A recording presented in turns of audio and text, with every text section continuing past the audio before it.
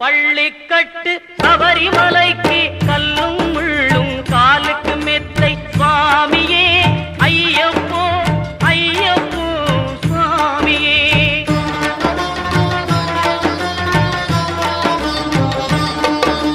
நெய்யபிஷேகம் சுவாமிக்கே கற்பூர தீபம் சுவாமிக்கே ஐயப்பன்மார்களும் கூறிக்கொண்டு ஐயனை நாடி சென்றிடுவார் சபரிமலைக்கு சென்றிடுவார் சுவாமியே.